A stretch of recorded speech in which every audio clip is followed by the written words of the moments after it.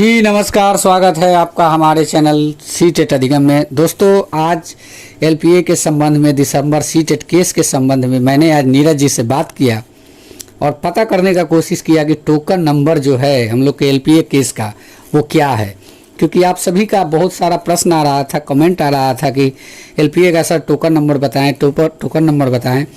तो आखिरकार आज मुझे वो मिल गया है और मैं आप लोगों को वीडियो में बताऊंगा भी, दिखाऊंगा भी कि टोकन नंबर क्या है और कितने तारीख को हमारी एलपीए केस की सुनवाई होनी है। और भी कई सारे मुद्दों पर चर्चा हुआ नीरज जी से जो इस वीडियो में है, और वीडियो को आप लोग अंत तक देखिएगा क्योंकि सारी बातें जो है स्पष्ट रूप से आप लोग को समझ में आएगी। तो मेरा पहला प्रश्न नीरज जी से यही था कि बिहार शिक्षक बहाली 2019-20-21 में ऑनलाइन सर्टिफिकेट की जांच की बात की जा रही है। सरकार ऐसे में आगे बहाली प्रक्रिया में क्या कर सकती है? मेरा ये पहला सवाल था और इस पहले सवाल का आंसर जानिए नीरज जी की जुबानी। चलिए, पैमाने पर देखेंगे तो ये बिहार के अभ्यर्थियों के साथ नाइंसाफी है जी। आपको ये जानना चाहिए कि कल गणतंत्र दिवस 72वां गणतंत्र दिवस पूरा भारत मना रहा था और कल बिहार के ही आधे कटे भाग झारखंड के द्वारा एक बड़ा फैसला लिया गया, जिसको सुनने के बाद आप भी चौंक जाएंगे कि वहां के जो मुख्यमंत्री हैं उन्होंने साफ तौर से गणतंत्र दिवस की सभा में कहा कि निजी क्षेत्र में भी 75% स्थानीय नीति के साथ आगे बहाली प्रक्रिया कराई जाएगी। जी आप समझिए कि झारखंड से बिहार सरकार को सीखना चाहिए जी कि वहां निजी क्षेत्र में भी 75% लोगों को आरक्षण की बात है, साथ में शिक्षक बहाली में आरक्षण है। और बिहार सरकार अभी भी बहाली अभ्यर्थियों को पूरा खुला छूट दिए हुए है। आप समझिए कि ये जो सेवा शर्त 2020 है, ये 21/8/2020 को बिहार में लागू हो गया। जी 21/8/2020 के बाद बहाली प्रक्रिया आगे बढ़ती रही, चली। तो सबसे बड़ा मुद्दा यह कि बहाली प्रक्रिया के क्रम में ही जब सेवा शर्त लागू हो गया और सरकार कहती है कि जिस दिन शर्त बना उसी दिन से सेवा शर्त लागू है, तो सीधे तौर से डोमिसाइल लागू, क्योंकि सेवा शर्त में साफ तौर से लिखा है कि बिहार राज्य के अभ्यर्थी ही इसमें आवेदन कर सकेंगे, भारत के नागरिक, बिहार राज्य के अभ्यर्थी। जी तो सरकार तो अभ्यर्थियों के साथ मजाक कर रही है। जी मजाक ऐसे कि जब आप डोमिसाइल की बात सेवा शर्त में कर दिए हैं, सेवा शर्त लागू हो चुका है, तो आप ऑनलाइन सर्टिफिकेट की जांच पर ही क्यों रोकते रहे हैं? आगे आपको डोमिसाइल भी लागू रखना चाहिए। ऐसे में आम जो बिहार के अभ्यर्थी उनको भी सोचना चाहिए कि कुछ लोग अपना दाल गलाने के लिए अभ्यर्थियों की जिंदगी के साथ खेल रहे हैं। जी आप गर्दनी बाग के धरने को देख लीजिए, उसमें ऐसे ही लोग हैं जिनका सीट पहले से बुक है और वो चाहते हैं कि किसी तरह उनकी बहाली हो जाए। बिहार की शिक्षा व्यवस्था भाड़ में जाए, आम बिहारी भाड़ में जाए। आप समझिए कि 2011-12 के टीईटी पास अभ्यर्थी अभी भी रोड पर है। क्यों? क्योंकि बिहार में स्थानीय नीति नहीं थी। पर अब जबकि सेवा शर्त के हिसाब से स्थानीय नीति है, तो सबसे पहले तो हमारी मांग ये होनी चाहिए कि स्थानीय नीति के साथ बिहार शिक्षक बहाली पूरी की जाए। आप समझिए कि 94,000 शिक्षकों की बहाली है और 35% आरक्षण है बाहर के लोगों को। तो ऐसे में तो 1 लाख बहाली में 35,000 सीट ऐसे ही हमारा बाहर के अभ्यर्थी ले जा रहे हैं। जी तो ये कहीं ना कहीं बिहार और बिहारी की अस्मिता के साथ खिलवाड़ है। और इस खिलवाड़ में कुछ अभ्यर्थी, कुछ चंद अभ्यर्थी हैं जो गर्दनी बाग में नारेबाजी कर रहे हैं, वो सही मुद्दे से भटक गए हैं। और कहीं ना कहीं ये आंदोलन, ये प्रदर्शन बिहारियों के लिए अभिशाप है। अगर आंदोलन ही करना है तो सबसे बड़ा आंदोलन इस मुद्दे पर होना चाहिए कि 21/8/2020 से जब सेवा शर्त 2020 लागू है, तो बिहार में डोमिसाइल क्यों नहीं, जब डोमिसाइल की बात उसमें लिखी है। साथ में ऑनलाइन बहाली की बात जो करती है सरकार, कहती है कि हम सर्टिफिकेट की जांच करेंगे ऑनलाइन। आप ऑनलाइन फिर से आवेदन लीजिए सिर्फ बिहारियों से। आपके पास सीट इतनी है कि सीट खाली रह जाएगी। आप समझिए कि बिहार में जब आरक्षण मुद्दे का बात आता है तो सरकार चुप्पी साध लेती है, डोमिसाइल की बात आती है तो सरकार चुप्पी साध लेती है। आप बिहार के बाहर के जो भी राज्य उनसे सीखें, आप झारखंड से सीखे, आप मध्य प्रदेश से सीखे, आप राजस्थान से सीखे, आप उत्तर प्रदेश से सीखे। राज्य जो भी हैं वो अपने यहाँ स्थानीय नीति के साथ बहाली प्रक्रिया आगे बढ़ाती है, बिहारियों को लात मार देती है। पर एक बिहार सरकार ही है जो बिहार के अभ्यर्थियों को बिहार शिक्षक बहाली में कब्जा करने का पूरा मौका दे रही है। आप इस बीच ये भी समझिए कि पिछले 3-4 साल से ये बहाली लटकी पड़ी है। इस बीच में बहुत सारे ऐसे बाहर के अभ्यर्थी जो बिहार में जमीन खरीद के यहाँ के नागरिक भी बन गए।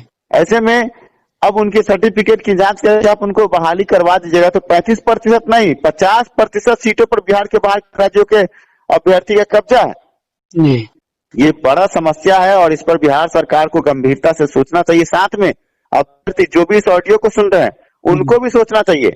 इस मुद्दे पर शिक्षा सुधार रोजगार जल्द ही एक PIL दायर करने जा रहा है। किसी से कोई शुल्क नहीं लेगा शिक्षा सुधार रोजगार, अपने बदौलत। ये चंदा चोरी शिक्षा सुधार रोजगार नहीं करता, हम अपने बदौलत ये मुद्दा उठा रहे हैं कि बिहार के अभ्यर्थियों को डोमिसाइल के साथ बहाली में शामिल किया जाए। जब सेवा सत्र 2020 21/8/2020 से लागू है और बिहार शिक्षक बहाली उसी वक्त से चल रही है, तो क्यों नहीं सेवा सत्र के साथ बहाली। जी सर, नेक्स्ट क्वेश्चन मेरा ये था आपसे कि सर सीट दिसंबर का जो LPA केस का टोकन नंबर आ गया है जी, तो इस बारे में सर क्या कहेंगे आप? कठिन परिश्रम के बाद हमने PIL के बाद जो हम PIL की बात बता रहे हैं, उसके अलावा आप जो एक सवाल पूछ रहे हैं कि LPA भी हमने दायर कर दिया है। LPA का टोकन नंबर आ गया है जी। और आपको हम टोकन नंबर उपलब्ध भी करा देते हैं। आप अपने चैनल पर चलाइए, अभ्यर्थियों को ये समझाइए कि सही और गलत क्या है। कुछ लोग LPA के नाम पर चंदा चोरी करने में लगे हैं, अभ्यर्थियों से ठगा जा रहा है। हमें कई अभ्यर्थियों का फोन कॉल आया है कि जो हमारे ही द्वारा जो जिला अध्यक्ष पहले बनाए गए थे, जिनको हमने हटा दिया है, वो हमारे साथ नहीं है, वो लोग अभ्यर्थी से LPA के नाम पर चंदा उगाही कर रहे हैं कि LPA केस में पैसा लगता है, जबकि LPA के केस में 1 रुपए भी नहीं लगता। एक बार जो कोर्ट फीस दिला गया, उसी कोर्ट फीस के आधार पर जो भी अभ्यर्थी पेटिशनर बन गए हैं वो LPA केस में पेटिशनर बनेंगे। पर हमारे पास फोन कॉल आ रहा है, ये बहुत दुख की बात है कि अभ्यर्थी से 1500 से 2000 रुपए ठगे जा रहे हैं। जी। मैं निवेदन करूंगा आप सभी अभ्यर्थियों से कि कोई भी किसी को 1 रुपए न दे। जो भी काम करना है वो बिना पैसे का आगे बढ़ रहा है और शिक्षा सुधार रोजगार LPA केस दायर कर चुका है और आगे केस की तारीख भी पड़ने वाली है, 15 फरवरी तक तारीख पड़ेगी। इस बीच में आप अभ्यर्थियों से हम हाथ जोड़कर निवेदन करेंगे, ठगों से सावधान। ठग आपको ठग रहे हैं, आपसे पैसा ले रहे हैं, कार्य हम कर रहे हैं और पैसा कमाने वाले आपसे 1500 से 2000 रुपए ठग रहे हैं। जी। आपको ये बता दें कि PIL का मुद्दा, PIL का पूरा एविडेंस के साथ हम जा रहे हैं अपना हाईकोर्ट में। कुछ PIL के नाम पर भी अभ्यर्थियों से पैसा उगाही कर रहे हैं। तो मैं अभ्यर्थियों से आपके चैनल के माध्यम से कहना चाहूंगा कि LPA केस का टोकन नंबर आ गया है।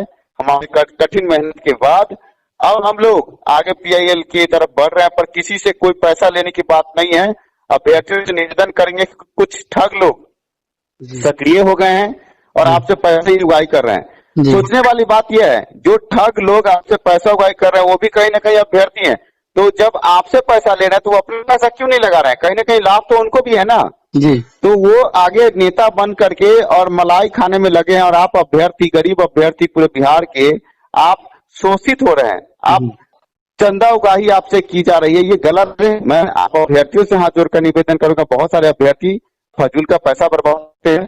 वो पैसा आप किसी को दे नहीं, आप सवाल पूछे, क्या आप ही अभ्यर्थी हैं? जो आपसे पैसा मांगता है उससे पूछे क्या आप अभ्यर्थी हैं? वो बोलेगा हाँ। तो आप कहे कि आपने क्या दिया? पूछे उससे, सवाल पूछे कि आपने इस आंदोलन को, इस केस मुकदमे को क्या दिया है। वो लोग आपका पैसा ले करके ऐश करते हैं और बाद में अपने नारे को बुलंद करते हैं कि हम कर दिए। मैं कहता हूं कि अब शिक्षा सुधार रोजगार आपसे अपील करता है, किसी को कुछ रुपया नहीं दे। शिक्षा सुधार रोजगार अपने बदौलत भी केस आगे बढ़ाया, वो चाहे LPA केस हो या PIL का केस हो। LPA के केस में आपको जल्दी सुनवाई देखने को मिलेगी, 15 फरवरी तक सुनवाई उसमें प्रारंभ हो जाएगी। PIL का केस आगे बढ़ रहा है, जिसमें हम ये मांग रख रहे हैं कि डोमिसाइल के साथ बिहार शिक्षक बहाली पूर्ण हो, जिसमें सिर्फ बिहार के अभ्यर्थियों को मौका मिले। जी सर, नेक्स्ट प्रश्न आपसे ये था सर, बिहार शिक्षक बहाली का जो आंदोलन चल रहा है अभी, तो बहुत जोरों शोरों से चल रहा है, इस पर क्या होगा सर? क्या निर्णय लिया जा सकता है? ये आंदोलन नहीं, ये एक नौटंकी है। नौटंकी अपने आप को राजनीतिक सत्ता में स्थापित करने की नौटंकी। और ये 2-4 लोग हैं, मैं नाम नहीं लूंगा, पर अभ्यर्थी समझते हैं ये 2-4 लोग हैं जो चाहते हैं कि किसी तरह विपक्ष के जो भी बड़े नेता हैं उन नेताओं के सामने अपने आप को प्रस्तुत करके, अपने आप को दिखा करके हम शिक्षक नेता हैं, आगे विधायक का टिकट मिल जाए, आगे राज्यसभा विधानसभा का टिकट मिल करके हम कहीं से चुनाव लड़ें, जीत जाएं और आगे हम मौज करें, मलाई काटें। यही उनकी मंशा है। और इसीलिए कुछ अभ्यर्थियों को, जो अभ्यर्थी ऐसे हैं जिनका मेरिट बन रहा है, उनको आगे लेकर के खड़ा करके लड़वा रहे हैं और विपक्ष को बार बार वहां बुला रहे हैं। सबसे बड़ा बात और सबसे बड़ी मुद्दा ये है, आप हमें बताइए कि जहां पर विपक्ष खड़ा हो जाता है क्या वहां पर पक्ष काम करता है? जी नहीं। अगर अभी जो विपक्ष खड़ा हुआ है गर्दनी बाग के धरने में, ये तो पूरी तरह राजनीतिक मोड़ दे दिया गया है इस आंदोलन को। यहाँ पर अभ्यर्थी है कहाँ?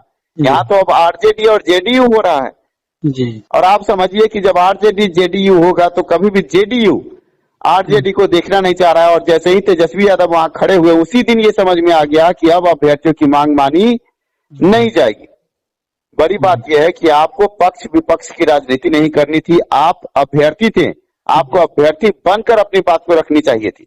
कुछ लोग ये कहते हैं कि हम पर लाठियां भाजी गई तब जाकर हमने विपक्ष को बुलाया। जी नहीं, आप जिस दिन लाठी भाजी गई उस दिन के कार्यक्रम को अगर सुबह से शाम तक देखें, क्योंकि जानकारी मैं भी रखता हूं जी, वहां पर लगातार आरजेडी तेजस्वी यादव और बहुत सारे जो भी विपक्ष के नेता, उनका नाम लिया गया कि हम बुला रहे हैं, और वो विपक्ष के नेता भी खड़े हुए हैं उस आंदोलन में गर्दनी बाग में। आप समझिए कि ये अभ्यर्थी कहाँ है?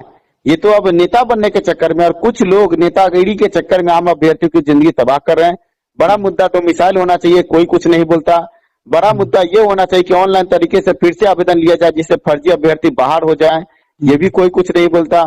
आप समझिए कि ये बिहार के शिक्षा व्यवस्था के साथ बड़ा मजाक है, ये कोई आंदोलन नहीं है। ये धरना प्रदर्शन सिर्फ अपने आप को राजनीतिक गलियारे में स्थापित करने की एक घोर है, और कुछ लोग हैं जो अपने आप को आगे राजनेता के रूप में देख रहे हैं। पर आम अभ्यर्थी को समझना चाहिए कि ये आंदोलन आपका नहीं। अगर आपका आंदोलन होता तो इसमें कोई राजनेता नहीं होता, आप खड़े होते। जी जी जी सर, धन्यवाद सर, आपका जो हमारे प्रश्नों का उत्तर दिया। आशा करता हूं कि हमारे व्यूअर भी संतुष्ट होंगे इस प्रश्न के आंसर को जानने के लिए। धन्यवाद नीरज जी कि आपने भी कीमती समय लेकर हमसे बातचीत की। धन्यवाद। Thank you sir.